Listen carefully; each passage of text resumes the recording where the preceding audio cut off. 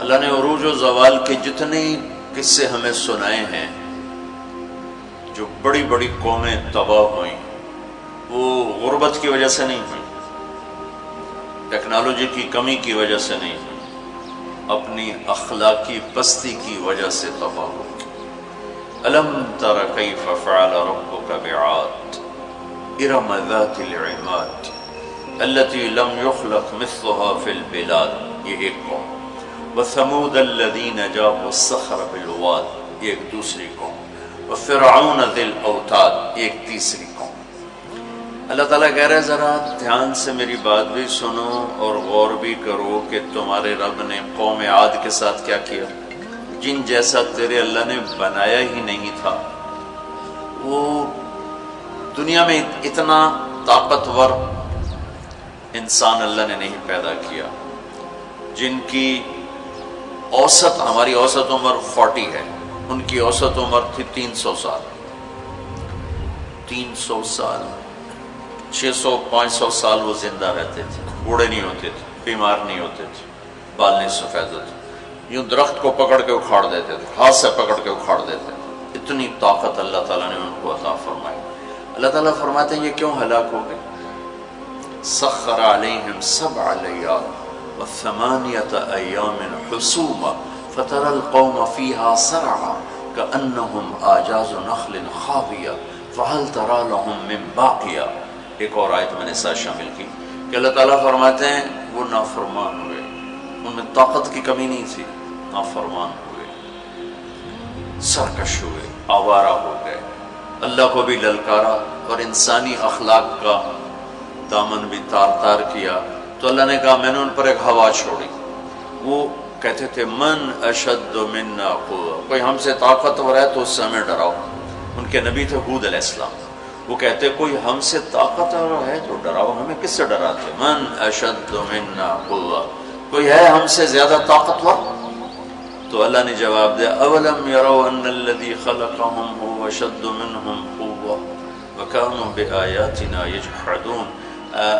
میرے نبی ہود آپ نے بتائیں کہ جس اللہ نے تمہیں نطفے سے اتنا بڑا انسان بنایا ہے نا، وہ تم سے زیادہ طاقتور ہے۔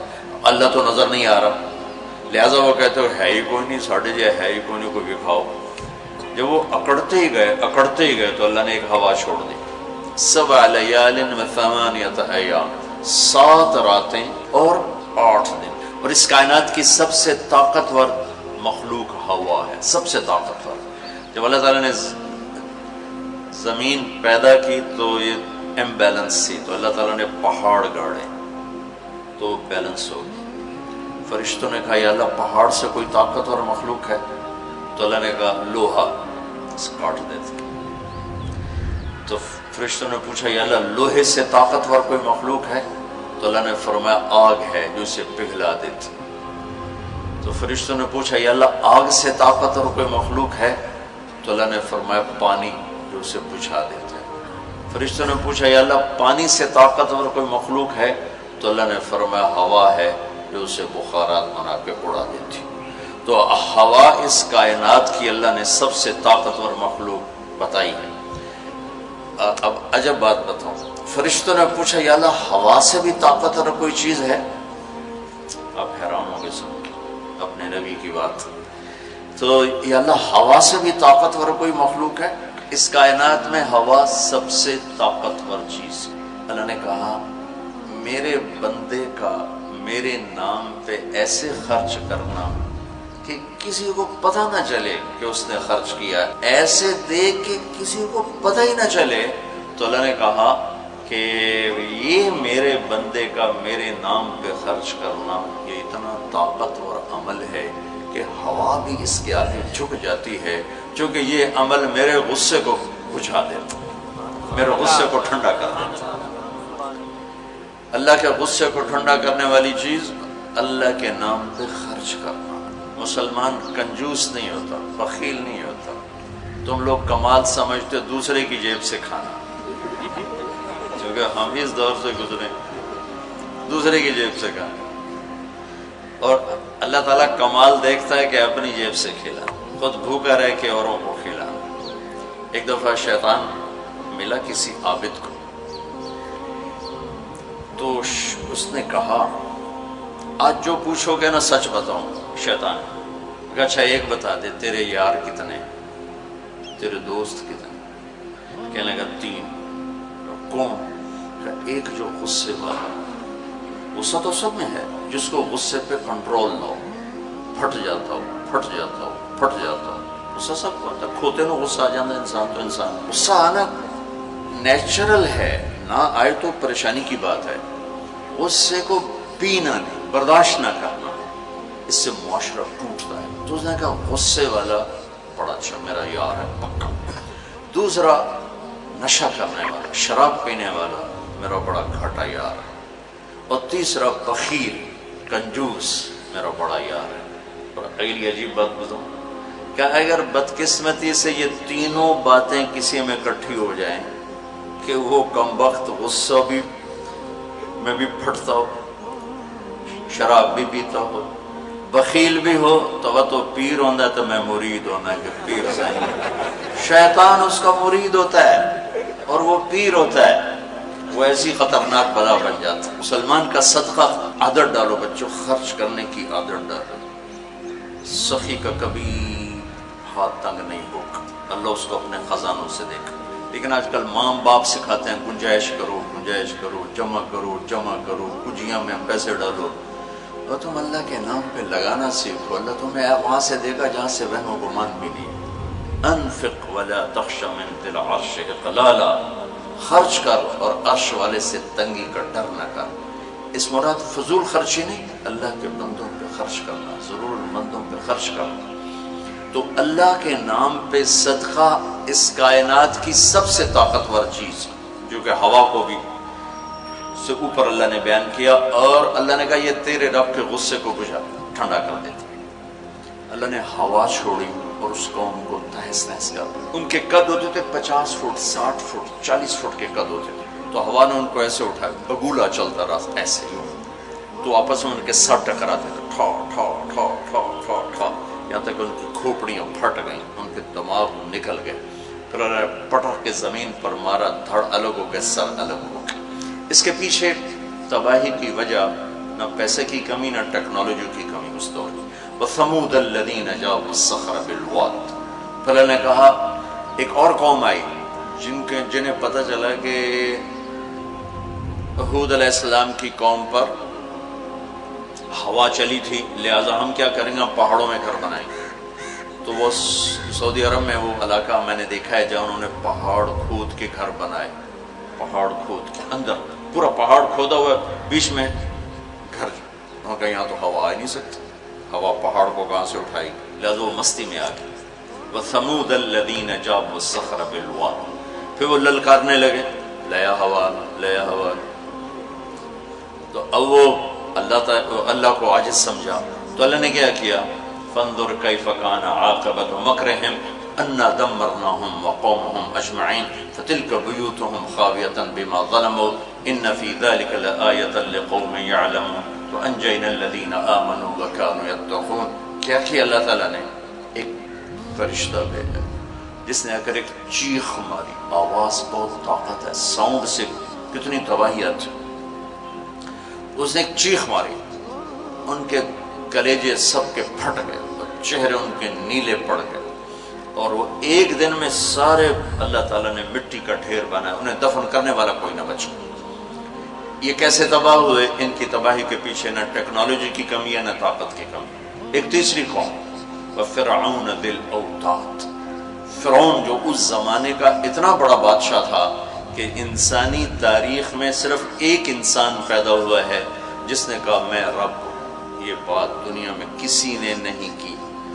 سجدہ تو مسلمان بادشاہ بھی کرواتے تھے، یہ مغلوں کو سجدے ہوتے تھے، یہ ہمارے مغلیہ بادشاہ تھے، اورنگزیب نے آ کر اسے ختم کیا. تو سجدے تو مسلمان بادشاہوں کو بھی ہوتے رہے اور کافروں کو بھی ہوتے رہے، لیکن میں ہی رب ہوں یہ بات ایک انسان نے کی، وہ ہے فرعون. فَقُلْ هَلْ لَكَ إِلَىٰ أَن تَزَكَّىٰ وَأَهْدِيَكَ إِلَىٰ رَبِّكَ فَتَخْشَىٰ فَأَرَاهُ الْآيَةَ الْكُبْرَىٰ فَكَذَّبَ وَعَصَىٰ ثُمَّ أَدْبَرَ يَسْعَىٰ فَحَشَرَ فَنَادَىٰ فَقَالَ أَنَا رَبُّكُمُ الْأَعْلَىٰ. اللہ اکبر. کہنے لگا میں سب سے بڑا رب ہوں. یہ صرف ایک انسان کا دعویٰ ہے. کتنی اللہ نے اس کو طاقت بخشی ہے. بچے ذبح ہو رہے ہیں، کوئی اف نہیں کر سکتا، اف نہیں کر سکتا، کوئی جلوس نہیں نکال سکتا. بچہ پیدا ہوتا ہے ذبح کیا جا رہا، پیدا ہوتا ہے ذبح، بچیاں چھوڑی جا رہی، بچے ذبح کیا. نقتل ابناءهم ونستحيي نساءهم وإنا فوقهم قاهرون. سارا قرآن سے آپ کو بتا رہا ہوں. تو وہ اس زمانے کی سب سے بڑی ٹیکنالوجی، سب سے بڑی طاقت. یہاں کیا زوال ہے؟ اخلاقی پستی. سمود میں کیا زوال ہے؟ اخلاقی پستی. عاد میں کیا زوال ہے؟ اخلاقی پستی. کسی قوم کا سب سے بڑا سرمایہ اس کے اخلاق ہوتے ہیں. ٹیکنالوجی ثانوی چیز ہے، سونے چاندی کی کانیں، تیل کے خزانے، یہ دوسرے نمبر کی چیز ہے. سب سے پہلا سرمایہ وہ آپ میری جو نسل ہو، وہ آپ کے عالی اخلاق، آپ کا اچھا کردار، آپ کی حیا والی زندگی، آپ کی کردار والی زندگی. یہ میرے ملک کا سب سے بڑا سرمایہ ہے. اگر میری نسل کے اخلاق بگڑ گئے، حیا کی چادر تار تار ہو گئی اور ناچ گانا زندگی میں داخل ہو گیا اور وہ ثقافت بن گئی، تہذیب بن گئی، تو اس قوم کے ہلاک ہونے کو کوئی نہیں بچا سکتا. کہ آسمان والے کا فیصلہ اترتا ہے، جب آسمان والا فیصلہ کرتا ہے تو زمین کی ٹیکنالوجی اسے بچا نہیں سکتی. فرعون نے بھی کہا قوموں نے فاتنا بما تعدنا ان کنت من الصادقین. نوح علیہ السلام کی قوم نے کہا نوح علیہ السلام سے، لاؤ کدھر ہے تیرے رب کا عذاب، فاتنا لے کے آؤ، کدھر ہے تیرے رب کا عذاب. انما یاتیکم بہ اللہ ان شاء وما انتم بمعجزین. اللہ جب لائے گا تو پھر تم کچھ کر نہیں سکو گے. ایک تندور سے پانی نکالا اور ساری نسل کو اللہ نے پانی میں بہا دیا، ساری نسل. تو میں آپ کے سامنے اپنی بات کو مدلل کر رہا ہوں قرآن پاک سے کہ قوموں کے زوال اور عروج کا تعلق ٹیکنالوجی سے تھوڑا ہے اور اخلاقیات سے زیادہ ہے.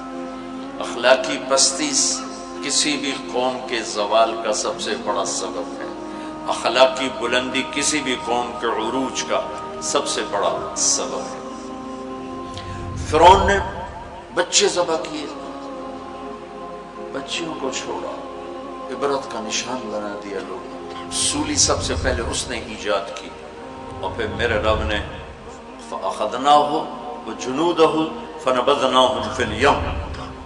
آگے سمندر، پیچھے فرعون، بیچ میں موسیٰ علیہ السلام کی قوم. تو کہنے لگے مروا دیا موسیٰ، مروا دیا. تو آگے سمندر، پیچھے فرعون. اگے جاؤ تو پانی، پچھو تو فرعون دا سوٹا ان کی دے جا گیا. تو موسیٰ علیہ السلام نے کہا کلا، ڈرو نہیں، ان معی ربی. آپ کو عجب تقابل کر کے دکھاؤں. موسیٰ علیہ السلام 40 سال رہے اپنے قوم کے ساتھ، 2 نبی، ایک موسیٰ ایک ہارون، اور اپنا سب کچھ قربان کیا. جب آگے سمندر دیکھا، پیچھے فرعون دیکھا، تو انہیں نہ موسیٰ یاد رہے نہ ہارون یاد رہے، انہیں اپنے پڑ گئے. انا لمدرکون، موسیٰ مروا دیتے سن، یا آپ ہمارے رسول ہیں، آپ ہمارے نبی، آپ کا کیا بنے گا؟ کوئی فکر نہیں. ہارون کا کیا؟ سانو اپنی پہ گئے. ان مروا دیا تو انہیں موسیٰ. تو انہوں نے کہا کلا ان معی ربی سیہدین. ہرگز نہیں، میرا اللہ میرے ساتھ ہے، مجھے راستہ دکھائے گا. لیکن کلا میں ایک اشارہ ہے کہ پھر تمہیں مرنا ہی چاہیے، یا تمہیں فرعون مارے یا تمہیں پانی مارے. لیکن چونکہ میرا اللہ میرے ساتھ ہے تو انشاءاللہ مجھے راستہ ملے گا، تمہیں بھی مل جائے گا، میری تو فیض تمہیں بھی مل جائے گا. تو جب وہ بالکل قریب آ گیا تو اللہ نے کہا فضرب بعصاک البحر، لاٹھی مار. لاٹھی اللہ نے فرعون کے لشکر پہ نہیں مروائی، عجیب بات کہ پانی پہ لاٹھی مار، بالکل عقل کے خلاف، پانی پہ لاٹھی مار. موسیٰ علیہ السلام نے یہ نہیں پوچھا یا اللہ اب پانی تے سوٹے مارن دا کی مطلب، فرعون دے سرج مروا. کہا نہیں ادھر مار.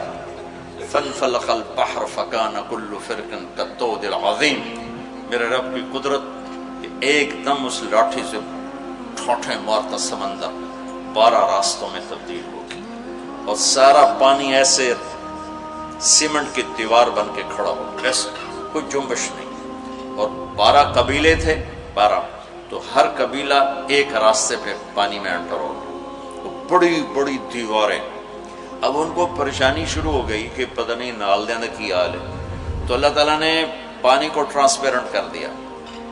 پہلے ہوتا ہے لیکن نظر نہیں آتا نا، تھک ہو. تو اللہ تعالیٰ نے دکھانا شروع کر دیا، وہ جا رہا ہے، وہ جا رہا ہے، وہ جا رہا ہے، سب جا رہے ہیں. سب پار نکل گیا تو فرعون کنارے پر آ گیا، انٹر ہوا، اس کے ساتھ اس کا لشکر انٹر ہوا، تو اللہ نے پانی کو حکم دیا تو پانی دوبارہ حرکت میں آیا اور سارا لشکر اس کے اندر ڈوبا، غرق ہوا۔ کہنے لگے ہمیں اعتبار نہیں، دکھاؤ واقعی مر گیا ہے۔ پانی کی موج نے اٹھایا اور باہر پھینک دیا۔ موت کو دیکھ کے نبی بھول گیا 40 سال جنہوں نے محنت کی۔ دیکھو ہمارے نبی ہجرت کے لیے گھر سے نکلے، جمعہ کی رات 27 صفر، نبوت کا 14واں سال اور جمعہ کی رات تھی۔ تو ابو بکر رضی اللہ تعالیٰ عنہ نے عرض کی یا رسول اللہ میں نے ایک غار ڈھونڈا ہوا ہے، وہاں چل کے چھپتے ہیں، پھر جب ہماری طلب کوئی مدھم ہو جائے گی پھر ہم نکلیں گے۔ چلو اب کبھی آگے چلیں کبھی پیچھے، کبھی ہمارے نبی کے آگے ہوں کبھی پیچھے ہوں، کبھی آگے ہوں کبھی پیچھے۔ تو آپ نے فرمایا کہ ابو بکر یہ کیا کرو، کبھی آگے کبھی پیچھے، کبھی آگے کبھی پیچھے۔ تو کہنے لگے یا رسول اللہ اخاف الرصد فامشی امامک اخاف الطلب فامشی خلفک۔ یا رسول اللہ جب مجھے یہ خیال آتا ہے کہ آگے کوئی دشمن چھپا ہوا وار نہ کر دے تو میں آگے چلتا ہوں کہ وار میرے اوپر پڑے آپ پہ نہ پڑے، اور جب مجھے خیال آتا ہے کہ پیچھے سے آ کے حملہ نہ کر دے تو میں بھاگ کے پیچھے ہو جاتا ہوں کہ اگر کوئی وار کرے تو میرے اوپر آئے آپ پر نہ آئے۔ انا لمدرکون، ابو بکر کا عمل اور بنی اسرائیل کا عمل آپ فرق دیکھ رہے ہو۔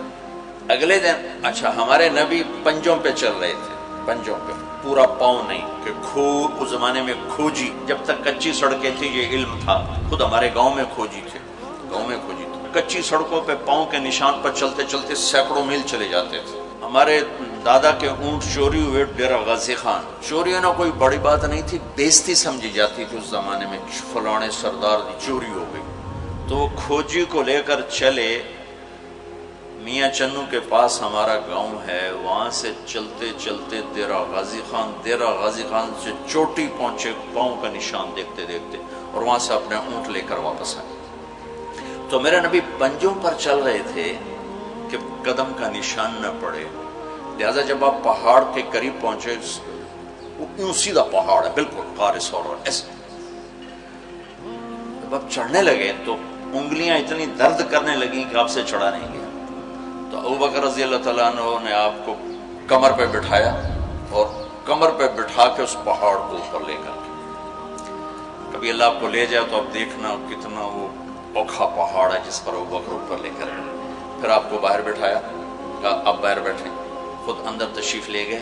اندھیرا تھا تو ٹٹول کے سوراخ بند کرنے شروع کیے، روڑے پتھر اس سے۔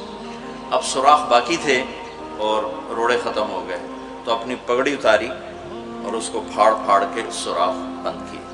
پھر بھی سوراخ باقی تھے تو کرتا اتارا اور اس کو پھاڑ کے سوراخ بند کیے۔ پھر ایک سوراخ باقی رہ گیا، وہ جس میں سانپ تھا، اس کے اوپر اپنی ایڑی کو رکھ دیا۔ پھر عرض کی یا رسول اللہ آپ تشریف لائیں۔ آپ کو اندھیرے میں پتہ نہیں چلا کہ ابو بکر کے نہ پگڑی ہے اور نہ کرتا ہے۔ جب تھوڑی روشنی ہوئی، صبح صادق ہوئی، روشنی ہوئی تو دیکھا ابو بکر کے نہ کرتا نہ پگڑی۔ تو آپ نے کہا ابو بکر تیرا کرتا تیری پگڑی؟ کہ یا رسول اللہ آپ یہ دیکھ رہے ہیں یہ سارے سوراخ تھے، مجھے خیال ہوا کوئی چیز آپ کو تکلیف نہ پہنچائے تو میں نے یہ سارے بند کر دیے۔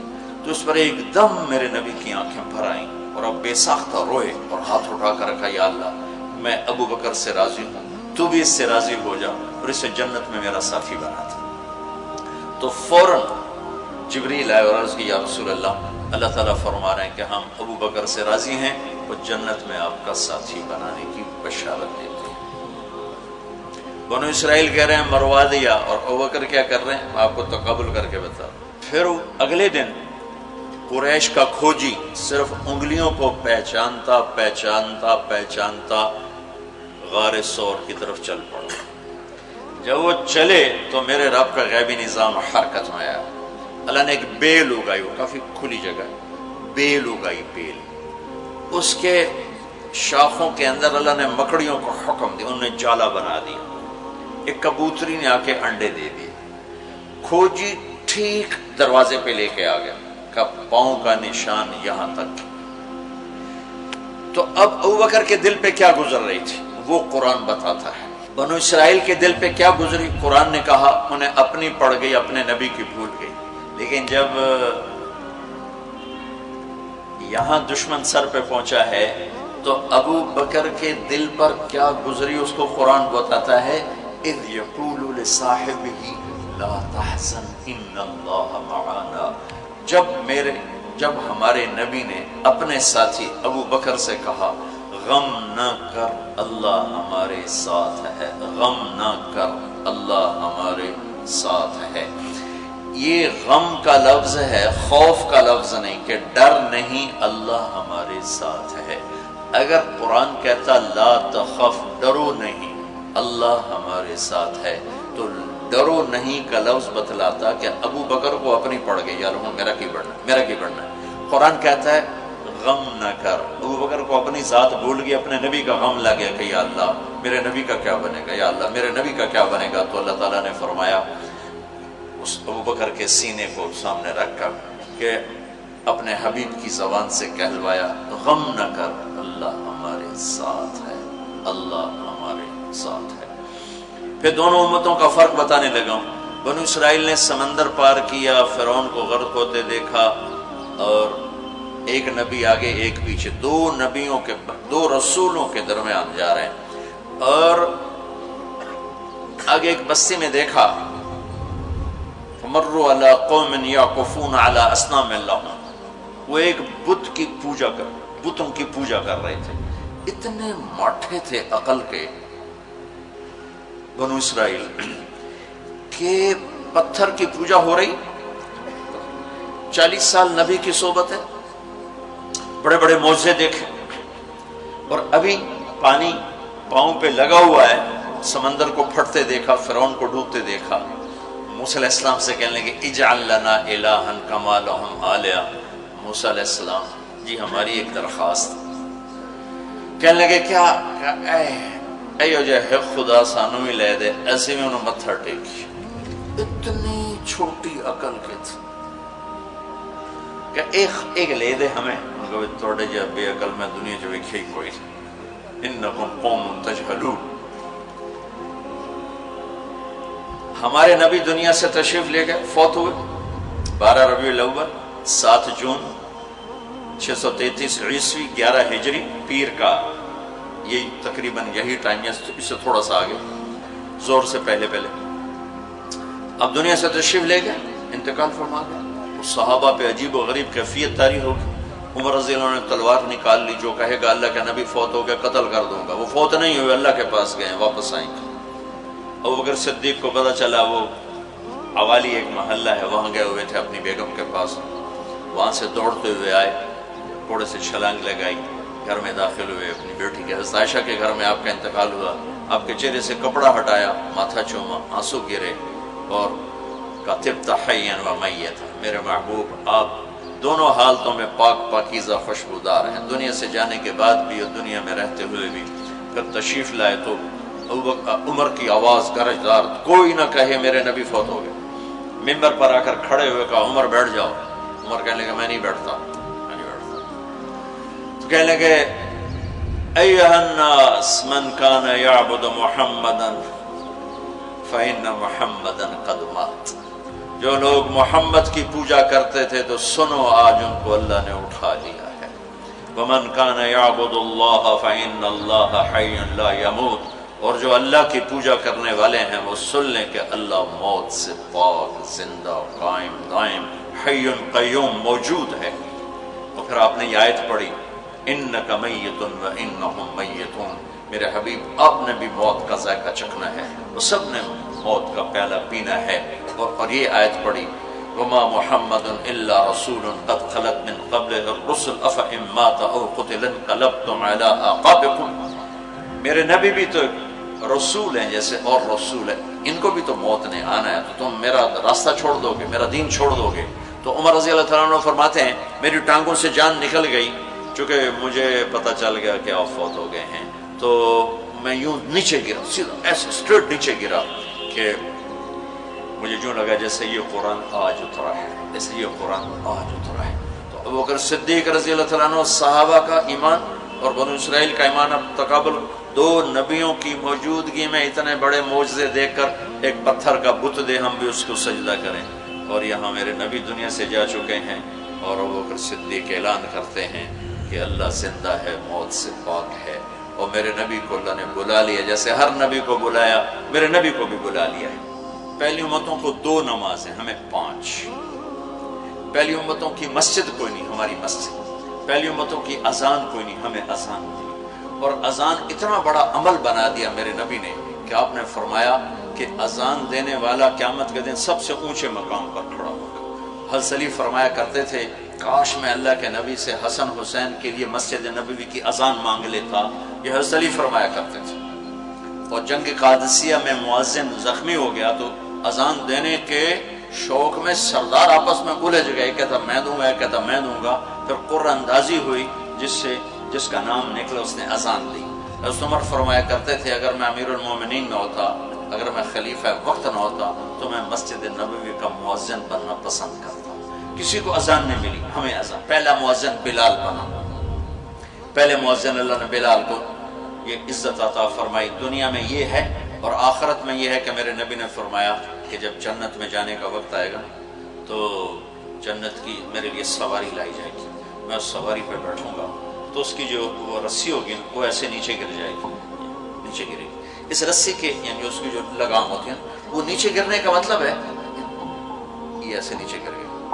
اب نیچے گرنے کا مطلب ہے کہ اس کی ڈرائیونگ میرے نبی نے نہیں کرنی، کوئی آنے والا ہے، کوئی ڈرائیور آنے والا ہے جو رسی پکڑ کے چلے گا، کوئی کوچبان آنے والا ہے جو اس کو پکڑ کے چلے گا۔ رسی کا گرنا ایک انڈیکیشن ہے کہ کوئی نصیب والا اب آئے گا۔ جب آپ کی سواری کھڑی ہوگی، رسی نیچے ہے، تو اب سب کی گردنیں ایسے ہوں گی، کون، سب قیاس کر دیں کون کون کون۔ اللہ کی طرف سے اعلان ہوگا بلال کو بلایا جائے، بلال بلال۔ تو بلال آپ کی سواری کی لگام پکڑیں گے اور آپ نے فرمایا کہ سب سے پہلے میں جنت میں جاؤں گا وہ بلال میرے ساتھ ہوگا، میری سواری کی لگام پکڑ ہو جائے گا۔ تو ہمیں اذان ملی، کسی امت کو اذان نہیں ملی۔ ہمیں 5 نمازیں ملی، کسی امت کو نمازیں 2 نمازیں، ایک فجر کی 2 رکعت، عصر کی 2 رکعت۔ باجماعت نہیں، ان کو اپنی کتاب یاد نہیں، ہمیں قرآن یاد ہے۔ میرے مدرسے میں ایک بچہ اب ماشاءاللہ امریکہ میں وہ پڑھا رہا ہے، اس نے 30 دن میں قرآن یاد کیا۔ صبح یاد کرتا تھا، شام کو تراویح میں سناتا تھا۔ میرے مدرسے کا بچہ صبح بیٹھ کے مغرب تک پورا سپارہ یاد کر کے اور عشاء کو تراویح میں سنا دیتا تھا۔ اللہ نے میں ایسا قرآن دے دیا کہ 1 مہینے میں بھی یاد ہو جاتا ہے۔ 3 دن میں بھی ایک بزرگ نے یاد کیا، 3 دن میں قرآن یاد کیا۔ اللہ نے ہمیں قرآن کی دولت عطا فرمائی، پڑھنے کے لیے 5 نمازیں عطا فرمائی، تہجد کی نماز عطا فرمائی، اوابین کی نماز دی، اشراق کی نماز دی، چاشت کی نماز دی۔ نماز کے کتنے دروازے کھول دی۔ اور میرے نبی کی آخری نصیحت تھی میری امت نماز نہ چھوڑنا، نماز نہ چھوڑنا۔